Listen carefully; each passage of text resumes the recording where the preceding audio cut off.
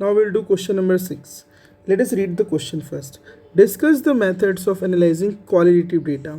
Okay so पहले हम पढ़ेंगे what is a qualitative data and फिर उसके हम मेथड्स पढ़ेंगे how do we analyse qualitative data. So first of all the definition. Qualitative data consists of non numerical information. Basically quality की बात हो रही है, क्वांटिटी की बात नहीं हो रही है. अगर क्वांटिटी की बात होती है तो नंबर्स की बात होती है, क्वालिटी की बात होती है तो we don't want numerical data, we want data like opinions, feelings, descriptions. Okay, since we don't have numbers, so obviously analyzing it will needs special methods. So हम method देखते हैं कौन कौन से हमारे पास हैं to analyze qualitative data. First one is content analysis. तो हम क्या करेंगे, सबसे पहले systematically we'll examine the text, interviews और documents to identify patterns, themes and recurring words. Categories are created and frequency of each is noted. So हम ये देखेंगे कि देखिए यहाँ पे नंबर्स तो नहीं है बट ओपिनियन में कौन से वर्ड्स बार बार रिपीट हो रहे हैं, ठीक है, कि कौन कौन सी इमोशनल वर्ड्स यूज़ किए जा रहे हैं, तो उससे हमें कंटेंट एनालिसिस मिल जाएगा. ठीक है. थीमेटिक एनालिसिस में क्या होता है, इसमें we identify and group common themes and ideas for qualitative responses.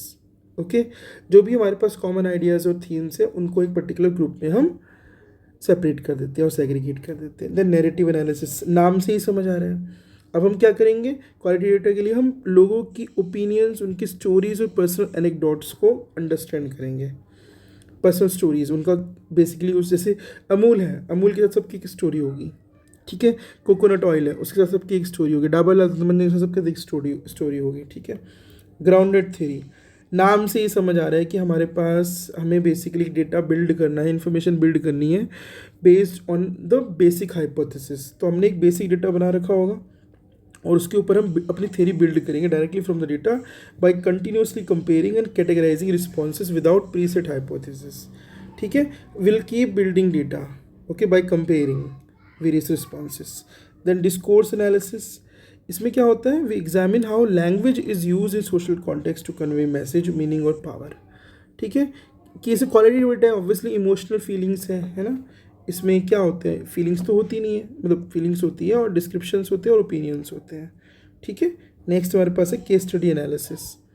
इसमें क्या करते हैं हम, in depth study of a single individual, group और event to draw detailed conclusion. आपने क्लासेस में भी किया होगा, एग्जाम में, स्कूलों में भी किया होगा, जहाँ पे हम क्या करते हैं, हम एक पर्टिकुलर केस पढ़ते हैं और केस स्टडी को पढ़ते हैं और उसके बेसिस पे हम 4-5 क्वेश्चंस को आंसर करते हैं.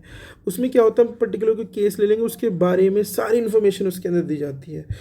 जैसे हमें सपोज करो कोई एंटरप्रेन्योरशिप के बारे में पढ़ना है तो हम किसी एक पर्टिकुलर एंटरप्रेन्योरशिप की केस स्टडी पढ़ेंगे. उसमें पढ़ेंगे क्या क्या ड्रॉबैक्स है, क्या क्या प्रोज है, क्या क्या कॉन्स है, ऐसे. तो इस तरह से भी हम केस स्टडी एनालिसिस को यूज़ कर सकते हैं to understand the qualitative properties.